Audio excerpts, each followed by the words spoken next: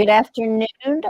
We welcome to GBN Live. My name is Lori Wetherill, and I am in the Rivertown in the North Myrtle Beach area. Not north. We want to thank our sponsor, Grand Strand Law Group, today. You can contact them at 843-492-5052. They are in the Myrtle Beach and North Myrtle Beach area. You can also contact them at grandstrandlawgroup.com. Please don't forget to give permission to Facebook so we can view your comments at streamyard.com/Facebook. Sorry, my teeth aren't in today. If you have any questions for today's guest, type them in the comment section and we will answer them live on air.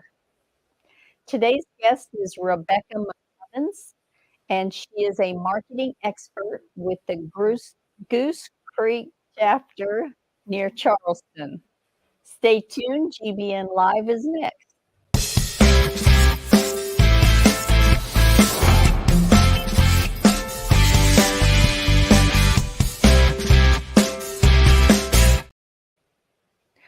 Hi, and today's guest is Rebekah McCubbins. She's a marketing expert with the Goose Creek Chapter. Welcome, Rebekah. How are you today? Hi. I'm good. How are you? Good. So before we get started, how about you tell us a little bit about you, your family, where you're originally from, how long you've lived in Goose Creek? Yeah, so I have lived in the area my whole life. I am actually located in Walterboro, but I just happen to be a part of the Goose Creek chapter. Okay. So a little bit of a drive every week, but I love it. And my family's lived here as long as I've been around. So I have like 8 younger siblings, big family, always something going on. But yeah, that's a little bit about me. So married, kids? Yes, I'm married, no kids, just me and my husband hanging out. That's nice. So how long have you worked in the freelance writer and marketing consultant industry? Yeah, so I have been doing some freelancing since 2017, 2018. I can't count how many years that is. I'm terrible at math. That sounds about right. But yeah, I've been doing it for a while now. On and off, I was working with an agency, doing some marketing with an agency for a while. And then I ended up moving back into freelance this past year, and I've been loving it. So what made you decide you wanted to do that? Well, there were some changes within the company I was working in, and they ended up kind of moving some things around to dissolve the position I was in. So I was in need of a job, and I just decided it made the most sense with the job market right now to move into freelance. Nice. So let's discuss copywriting a bit. First, I guess we need to know what it is exactly. Yeah, so copywriting is basically any sort of written content that is for the purpose of like marketing and advertising, trying to sell something. So it can be anything from ad content to website content. I do a lot of social media copywriting. I do a lot of, like I said, websites. So I'll help people write all the content that's going to go on their websites. But it's a little bit of everything. Nice. You really enjoy it. I do. I love writing. Yeah, you can tell. So we understand that you've written for magazines and other publications. Can you tell us about that? Yeah, so some of it in the past has been ghostwriting, so my name's not attached to it. But most recently, I did do an article for Carolina Spark magazine, which is a women's lifestyle magazine that's based in the Carolinas. And I'm going to be working with them on some articles in the future, so I'm really excited about that. I would love to get connected with some other people in that industry, maybe meet some editors, those types of things, so that I can do more article writing in the future. So remind us at the end so that you can put that out there again. Yeah. So, go ahead. So I've been writing with Carolina Spark Magazine recently, and you can look them up on Facebook, Instagram. They're there, and you can read my most recent article. Nice. So while we're on the writing subject, you also help write blogs. Yeah. Yeah, a lot of the writing that I do right now is blog writing. I have a decent number of clients who ask me to help them write blogs for SEO purposes on their websites, or if they contribute to other publications or websites, I'll help them with writing their content for those websites, just to kind of take something off of their plate, or to make sure that, like I said, the content is optimized for search engines. You like helping other people write theirs? Oh, absolutely. It's so much fun. What's your favorite one? That's a good question. Right now, I've been doing a lot of blogs for a graphic designer I'm connected with, and that's been a lot of fun. She just sends me like a stream of notes of what she wants the blog to be about, and then I turn it into an actual blog, and yeah, it's fun. Okay, so we'll talk afterwards on what exactly that is and stuff. Yeah. But I hear you also can manage social media. Do Yeah. you do that for businesses, personal people? Do you? Yeah, so I do for some like small to medium businesses as well as for some entrepreneurs.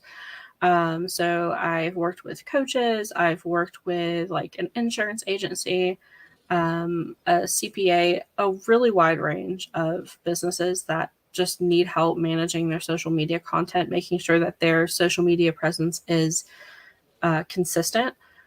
Because when you're a busy business owner, that's the first thing that you're going to put to the side when you get busy is, I don't have time to work on my marketing and my social media. I'm just going to set this aside until I have time, you know?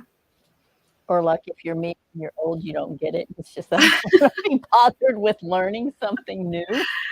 It is constant learning with social media, and that is also a reason that people come to me is like, I don't feel like dealing with this. I don't feel like learning what the algorithm is doing every month. So yeah. I'm one of those people that when I get a new phone, and I don't know what I'm going to do if I get another one, but my youngest daughter, I'd hand it to her and say, honey, when it's ready to use, can you give it back to me? So, but yeah. I hear that maybe this is something you can do. A lot of business needs help with writing the content for their website to be able to be found on search engines, and that you could possibly help optimize that so they can be found easier. Yes, I've been working with several people right now to get their website content up to like their current standards, as well as just making sure that the content is in line with what Google wants to see. That's another algorithm that's just always changing, and you have to kind of keep up with keywords and make sure that things are written in a way that is people first, so that you're appealing to people who are going to come and read it, while still having all of the content that Google and search engines want to see. So, and excuse me. No, you're fine. There's like words that they'll look for and they change those all the time. Yeah, so a lot of it is based on the way that the algorithm is run, but a lot of it's also based on what people are searching for. So if there is an uptick in people searching for a certain keyword that's still within your industry, you're going to want to make sure that that's on your website so that Google is going to show that to people. Nice. That's interesting. Mm-hmm. All right. So we're going to take a break. And after the break, we will discuss how you can help with marketing and other great things for your business. So stay tuned. We'll be back after the commercial break. Hi, I'm Justice Ann. I've been a canine liaison at Grand Strand Law Group for, 30 years? What's that? You don't believe me? I meant 30 dog years, of course. First rule of lawyering, read the fine print.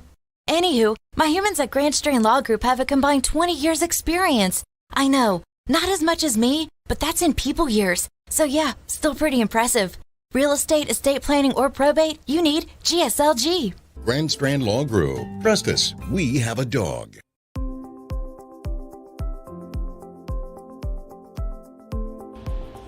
Great Business Networking grew out of the idea that by creating lasting friendships within the community, we can make the community even better. I was looking to network with professionals and to be able to refer my clients to somebody that I trust.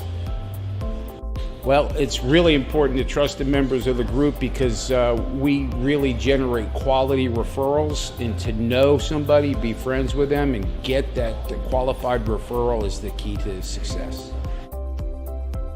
It is networking, but it doesn't feel like networking, and that is important to me. I come to the meetings, I have fun, I make great connections, and I help grow my business.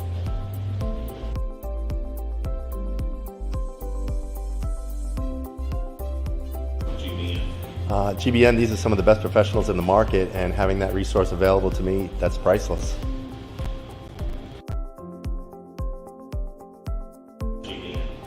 Well, GBN is a network of business professionals that build long-lasting friendships that will not only grow my business, will grow yours as well. That's what referral marketing is all about. GBN really is the most important marketing for your business. Check us out today.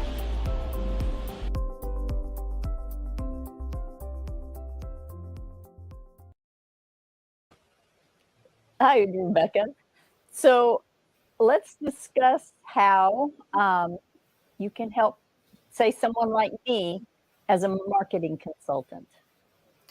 Yeah, so when I'm working as a marketing consultant, a lot of it is just going to be coming up with strategies and figuring out how we're going to make those strategies happen. So depending on the needs of the business, it might be a little bit more hands-on. It might just be very big picture. A lot of times I'm helping people find the right tools and resources to make those strategies happen once we've created them. And I try to look at things from a 3-month, 6-month, and then 12-month perspective, and then just kind of go, okay, where do you want to be at this point, and where do we need to go from there? And yeah, it's a lot of fun just helping people figure things out sometimes. So if I said in 6 months I want to be a millionaire? I'm kidding. Well, we try to set some realistic goals. You know, it's all about the smart goals, right? Right. So other than marketing, how else could you help someone as a consultant? Yeah, I'm trying to do more business consulting. What I found is that a lot of times business owners, you know, they're great at what they do. They know their industry, but sometimes as a business owner, you don't necessarily know what your business needs from a business standpoint. Makes sense. And a lot of that is just organizational stuff. You know, sometimes when you're in the business, it's hard to see the big picture of things and see where something might be like a snag, especially when you're talking about those goals. What's keeping you from getting to the next point, right? And so I like to sit down with people and just go, okay, what's going on? What are you feeling is not working the way that it should be? And what can we do to figure that out? So do you have people that ask for your help and then decide they know more than you and don't really want it? Oh, always. There's always going to be someone. So switching gears, you mentioned a little bit about ghostwriting. Mhm. You mentioned that it's that way you can write something and nobody knows who's writing it. Why? Usually when I'm ghostwriting, it's for someone who wants to position themselves as an authority in their industry. So I'm writing, but they're the ones that are going to have their name on it. So if someone wanted to write a blog for their website or an article for a publication and they wanted their name to be on it to show that they know what they're talking about and they can be trusted, you know, they might just not be a writer. They'll give me the content. Like I said, the graphic designer that I work with, she gives me the content, she tells me what needs to be in it, and then I extrapolate that into written content that is easy for people to read. So my thoughts go to, you'd have been a great friend in high school. Right. I helped so many people in college with their papers. I bet. Now, did you start charging then? No, and I didn't do all of the writing either. I told them, I'm going to show you how to do this right, and you can do it yourself. I'm not going to say I got through mine. Okay.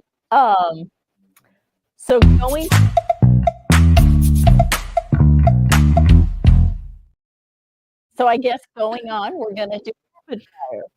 So it's just a little something fun that we do to know you a little bit better. Sure. You ready? All right. So what was your first job? Oh gosh. I worked for a hot dog stand. Yeah. Mine was Jack in the Box, so I really can't laugh at you. Are you a night owl or early bird? I tend to stay up really late at night. It's not good for me, so I've been trying to get up earlier, but night owl for sure. Early is overrated. I can't even imagine sleeping past 6. I would kill to, but so are you a dog person or a cat person? Or both? I guess a cat person. I don't know. We don't have any pets, so I'm not sure. I don't either, but I'm on the other side of life. So I do it because I like to just go and do and not have to worry about coming home and they're hungry or I have 5 kids, so I fed enough. So dark chocolate or milk chocolate? Dark chocolate. Favorite color? Oh, that's a hard one. I'm never good with the favorite color question. Well, we got pink, purple, and blue. Those are the hair colors, right? Do you have a favorite of those yet? I've really liked having pink hair for sure. Did you? Mm-hmm. That's cool. So, a favorite word or phrase? I work with words, so that's basically impossible. Okay. Everything is your favorite one. Right. You have a favorite movie? Oh gosh. I would say one of my favorites would be Midsummer. I don't know who does that one. It's Ari Aster. It's Okay. a horror movie. Oh, So okay. yeah. Very Good genre song. Yeah, I don't do horror movies, so I'm Favorite song. Gosh. What have I even been listening to lately? I cannot even remember what I've been listening to. That's a great question. I'm eclectic. I do all of them. Yeah. So do you have a favorite vacation spot or someplace you're looking forward to do someday?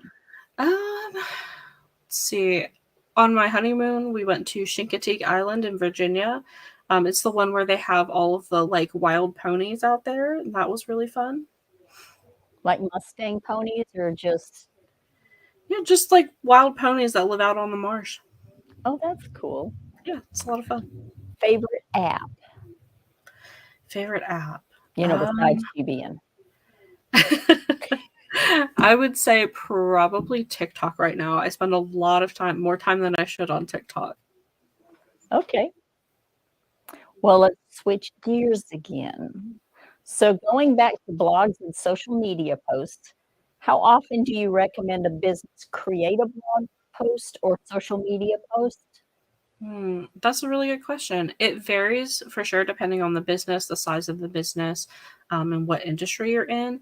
But a good rule of thumb, I would say, is to try to post a couple of blogs a month on your website and try to post at least 3 or 4 times a week on social media. The algorithm really does not like it if you post too often on social media. It'll just view everything you post as spam. So I try to tell people less than twice a day, at least 3 or 4 times a week. Man, I can't imagine doing so much that they Right. block me. So, do you have a favorite story A of a favorite client that story? just has Oh, blown you away? that's a really interesting question. We tried. Yeah, I don't know.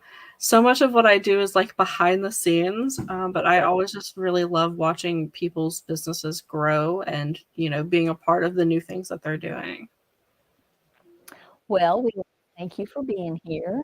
If you want to get in touch with Rebekah, her phone number is 843-584-2983, and you can see it on your screen. We have enjoyed having you. And before we go, can you tell us why referral marketing is so important to you and specifically why you chose GBN?